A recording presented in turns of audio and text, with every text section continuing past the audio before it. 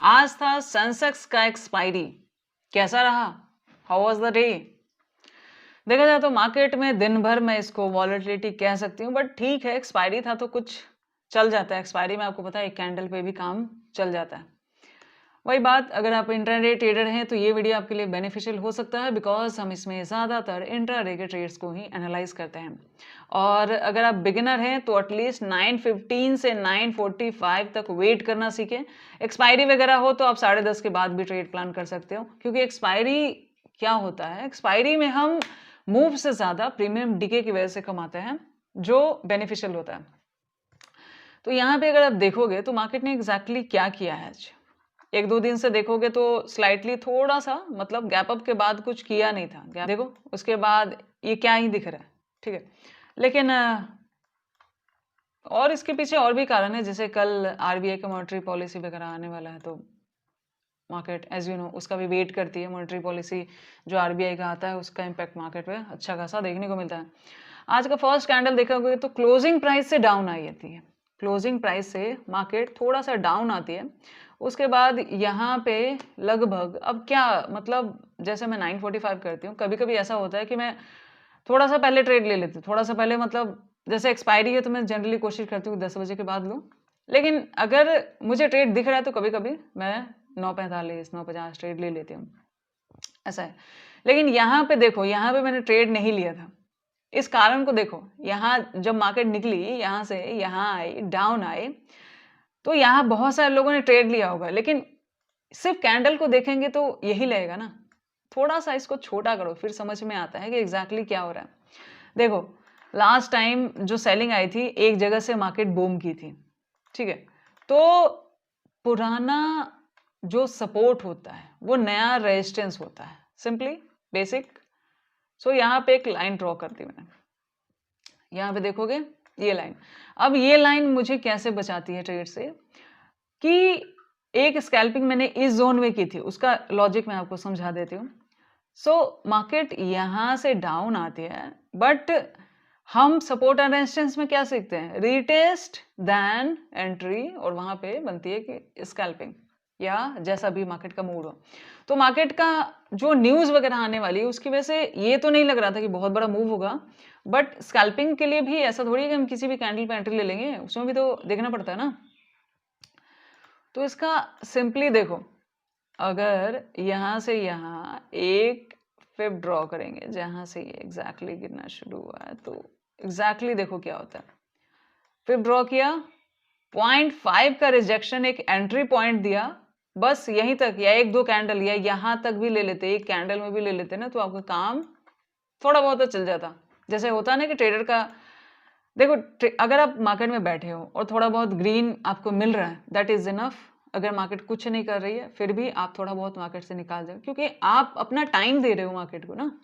तो कुछ ना कुछ, अब भाई खर्चे तो चलते रहते हैं ना लाइफ के। अगर यहाँ कुछ नहीं होगा तो 6 घंटे वॉक करके क्या फायदा, या जितनी देर भी जो मतलब मैं मार्केट का टाइमिंग बता रही हूँ, जो भी जितनी देर यहाँ मार्केट में टाइम स्पेंड करता है। सो उसके बाद यहाँ पे डाउन आती है, फिर एक 0.5 का रिजेक्शन। सो एक ये हो गया कि जो सपोर्ट होता है उसको रीटेस्ट, ठीक है, लेकिन मार्केट थोड़ा सा एक कदम एडवांस होती है, एक कैंडल और बना देती है, उसके बाद रीटेस्ट करती है, तो यहाँ फिब काम आ जाता है। और यहाँ पे देखोगे तो 83,500 के पास मार्केट है, 585। मैंने जो प्रीमियम लिया था वो लिया था लगभग 83,400 वाला। दिखाती हूँ क्या किया इसने। यहाँ पे देखो एग्जैक्टली क्या होता है। देखो एक्सपायरी में एंट्री मोस्ट इंपॉर्टेंट होती है, एग्जिट तो होती है, क्योंकि तुरंत स्पाइक पड़ रहा है। अगर हम गलत एंट्री करते हैं ना तो वो विक कितना बड़ा बना, अब इसी कैंडल को देखो ना, 240, और विक कितना बड़ा बनाइए, सीधा 40 पॉइंट नीचे विक में ही चला जाता है। एक्सपायरी कुछ ऐसा होता है। सो यहाँ पे देखोगे तो लगभग ये एग्जैक्टली ट्रेड देखो 10:25, एग्जैक्टली यहाँ पे देखो 10:25, मार्केट यहां से यहां निकलती है और फिर प्रीमियम नीचे आ जाता है। लेकिन अगर मैं चार्ट में देखूं तो मुझे क्या दिखता है यहाँ पे, कि ये देखो चार्ट के अनुसार तो मार्केट यहां है, ये है, मतलब यहां कहीं है, डाउन है। लेकिन जब हम प्रीमियम्स को देखते हैं, जैसे यहाँ से मार्केट ओपन हुई, डाउन है, यहाँ है ना, लोअर हाई है ना, लेकिन जब प्रीमियम में आते तो प्रीमियम क्या बताता है आपको? प्रीमियम में क्या दिख रहा है? एग्जैक्टली मार्केट फिर वहीं पे आती है 86 85 का, उसके बाद 160 का यहाँ पे लेके जाता है। आप 160 मत लो, अरे भाई जितना जाता है किसी को नहीं मिलता, लेकिन स्कैल्पिंग को प्लान करने का मैं तरीका बता रही हूँ। यहाँ थोड़ा सा तो कुछ ना कुछ तो मिल सकता था ना, इस कैंडल पे या इस कैंडल पे। मैंने सेकंड कैंडल पे एंट्री ली थी यहाँ पे, ये जो है ना 10:30 इस पे लिया था मैंने। कारण बताती हूँ, आप ना जितना बच के चलो उतना बेहतर रहता है।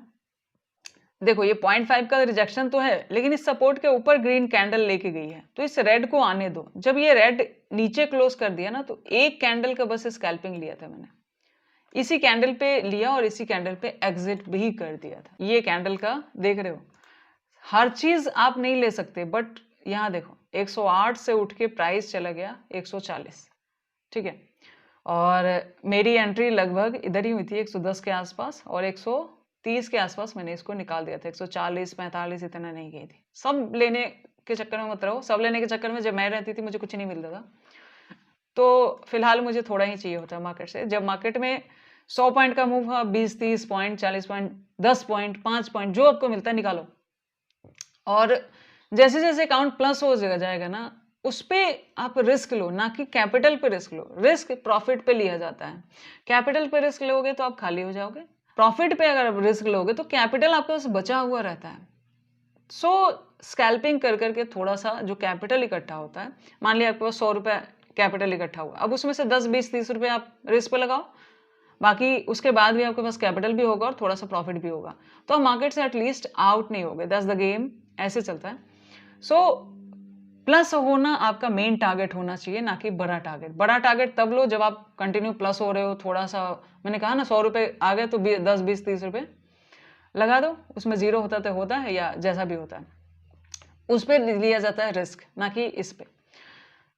सो देखा जाए तो मार्केट को देख के ये लग रहा है कि मार्केट जैसे मॉनेटरी पॉलिसी का इंतजार कर रही है और कुछ नहीं। और इतना बड़ा गैप अप, अभी बुल रन कुछ दिख नहीं रहा, बायर मार्केट में इतने दिख नहीं रहे। इसका कारण कुछ न्यूज़ भी हो सकता है, और ये गैप अप क्या कहूँ मैं, न्यूज़ बेस बस गैप अप है, उसके बाद तो कुछ भी देखने को हमें मिला ही नहीं। अगर बायर रहते तो उठा के ले जाते ना, लेकिन क्या देखने को मिल रहा है? कुछ भी नहीं देखने को मिल रहा है मार्केट में।